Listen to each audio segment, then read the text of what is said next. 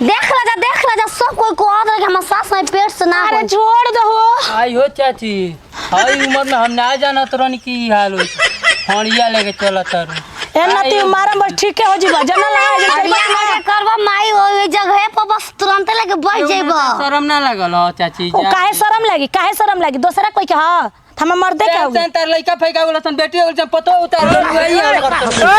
का हो गए बोला हाथ मत छोड़ा त का कर ना कल बोल हम बताओ तनी बोल बे रे। अरे भौजी तारो नहीं कहू तार सास न होई चुप तले का होके के बा देवास के लइका ना होला होते होते लइका पैदा होगा चलियन जा नतिया भी तो बुझाते करो ले गोइल बा नतिया ये करो ले गोइल बा हम न जान रहे गांव में ही एगो बिया हमरा के घुमाइले बिया ए सास माई कहां घुमावो ताड़ू हमरा के मुखिया के चाहत रे द्वार पूछे के चलो ओकरा से भेटाई तो कोनो रास्ता में मुखिया के द्वार है नहीं बोगे आय हां देख रही ना खींच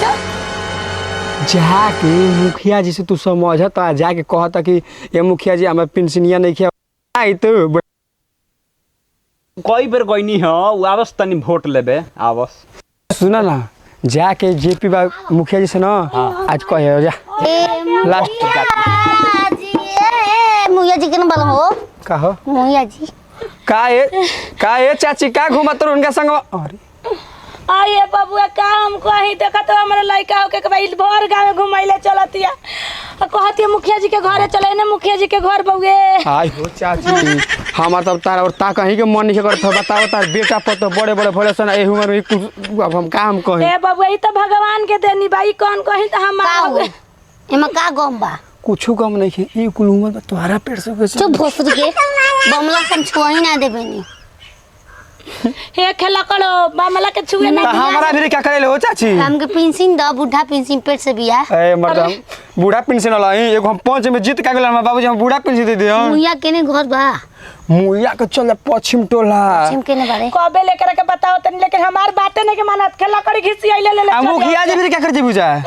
कते पैसा मिली एक और बड़ी किसमिस खाई काउच लेके पैदा बा ना मुखिया जी बाटे ना बाकी मार दो बाकी बहुत बड़ा गलती करतो ठीक बा मारा मत मुखिया जी 1100 रुपया देतन जेकरा पेट से होता है चाची राशन देतन हो 1100 मिलता बेसी मिलता तो कितना कोले बलन 6502 रुपया बढ़ा देल बलन ये चाची जा चल रास्ता देख अरे हरिया गाय दरो अरे ओने ना रे ई बड़ बकलोल भी हो जइया कहाँ रह गेलन सरपंच रे अब तो यहाँ रास्ता में पड़ा दबा दबा बने दबा साला बेहुदा ई फंसा देले बड़ो सन बहिया तुरबे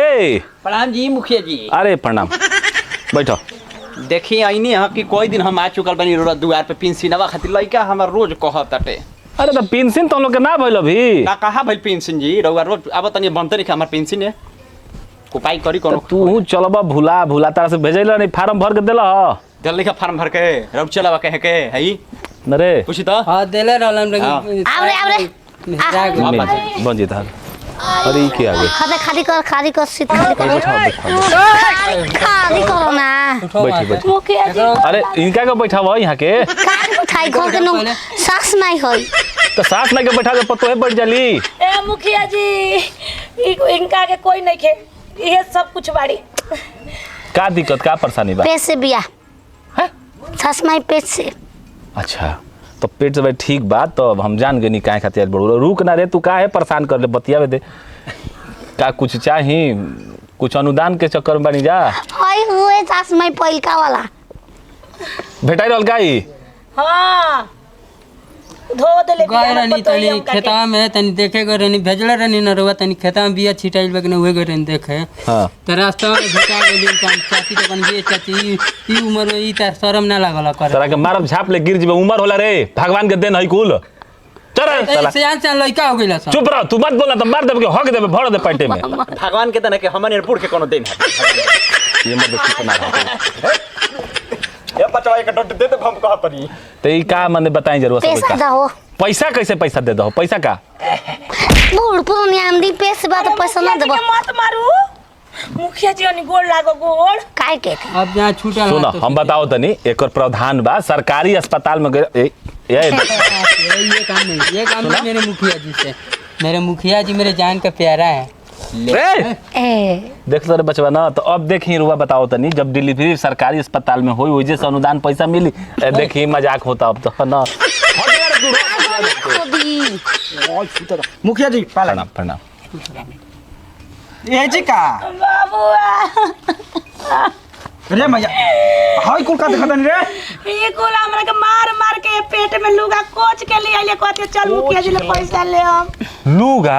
हमरा लइका नहीं के होके के मुखिया जी बात ऐसन बा कि माई के लइका नहीं खे होके के हमार मेहरारू ऐसन है पागल सन की ना कि पैसा खातिर अब बताई के पूरा गांव बताओ तो। पहले भी पूरा गांव में इज्जत हम ले बिया देखी। अरे हाय बता, अरे हाय देख तबे तो हम का कही रे। पैसा कम बा तोरा खरे तो दादी ना केसर बादाम किने के तोहरे ठिका लिहल बा कि केसर बादाम खइबू त हई खइबू कहती हां कहती चल ना जेबे तो मारम तोरा के खूब लतर लइया तू का जने ना तू दिन भर हेने होने घुमते रह तू कैसन बात आई बाड़ू कि लपल लेके पेटा चल दे बटम खावत छुटिया के का करी ना तू मारती तो का करी बोला ना ए मार जरऊ सेवा पानी ढेर बढ़ियार बा चेला बा न देखते बनी पार्टी उजड़ी चेला अपन बिजोड़ी, गुड़ इधर के रो। देखी ई गलती काम होत रहल ह, ऐसा ना होके चाहिए हमनी के। ऐसन बात बा कि कोनो ओइसन हॉस्पिटल लौकत होखे हाँ। सरकारी जन में पैसा ओए दी भाई बा अरे सुई ना दिया भाई, बैठा तू बैठा। 1.5 काठा बेचा गेल बा एकरा दवाई में अगर कौनो सुनवाई बैठो नहीं की अगर सरकारी हॉस्पिटल रहुआ जानकारी में होखे बा बा बा तो एकर इलाज करवा दे। मामा बानर के बा। पेट लगवा दियो। हम बताओ तने जहाँ उजा लेके चल जाए के जी। बा, रांची लेके जाए के पड़ी। रांची तो कबेर गोई नहीं आ गई नहीं कुछ ना फायदा भइल। कुछ ना कुछ ना, मैं एकरा ओजा दाते जाते मते लेके- काट के भाग चलती है हे मुखिया जी पेंशनो न बने तो स्लेटो हमार बना दी। पेंशन हम तो मर एगो ऐसा समर्थन है कि तू सारा झूठे टप मुठिया हम बन गनी भैया, हर बात के लेके तकलीफ हमरे के बाटे। इनकर इलाज खातिर हम तो के बताई हाँ, बता जगह दे। जे जई हो बता ओजा दे। बढ़िया इलाज हो जाए। इंदा बैठो यहाँ पर। चल जा जा घरे जा, पैसा पैसा घरे पहुंच जाए, जा पैसा हम भेजा दे। पैसा मैंने टाइम पर तू कहाँ पहुँचे ले मेन टाइम पर नहीं बाड़ू मैं गांव में कहता न सकी तोर माई कहिए के पेट से जरे हां कोई बैठा पूरा गांव में हलचल मचा कर दिया पूरा गांव में। जा, पैसा भेटा जाई, तार पेंशन हो जाई, घबरा मत। हो जिनु। हां तो होइसन सब पहले टेंशन हमरा दूर होके दो, तार पेंशन हो जाए। ठीक जाई रे कल दबाव रे बढ़िया से दबा।